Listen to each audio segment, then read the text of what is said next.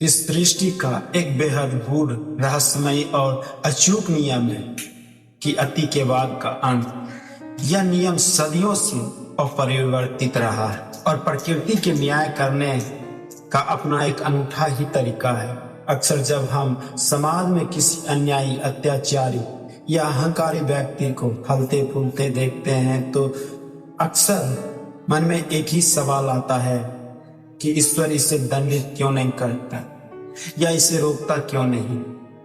लेकिन असल में वह प्रकृति की मौन स्वीकृति नहीं बल्कि उसके विनाश की एक सोची समझी पृष्ठभूमि तैयार हो रही है।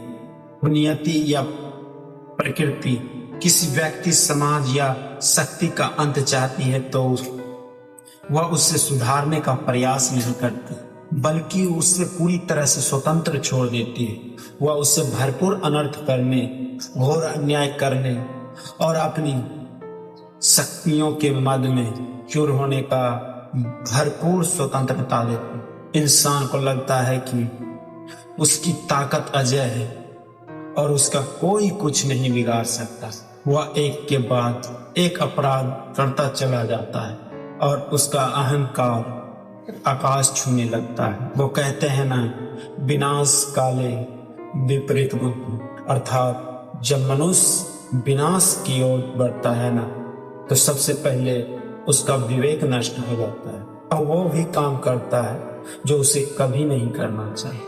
और वो क्यों करता है और किस लिए करता है वो अभी उसे मालूम नहीं।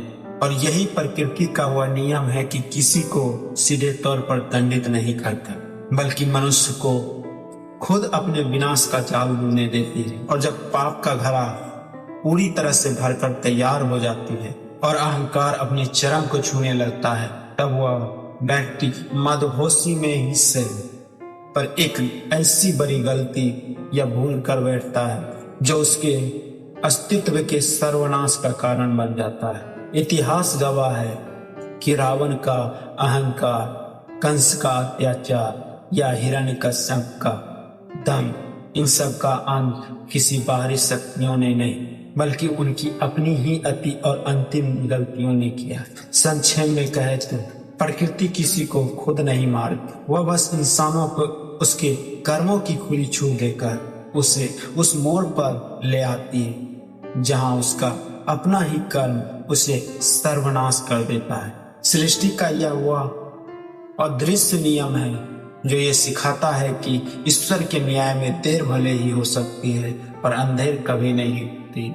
जो जैसा करता है वो वैसा भरता है, जो जैसा बोता है वो वैसा काटता है। मित्रों, आज का हमारा ये बस इतना ही था। अगर मेरी बातें आपको अच्छी लगी हो तो हमारे वीडियो को लाइक कर और अपने दोस्तों तक शेयर जरूर कर। धन्यवाद, मिलते हैं।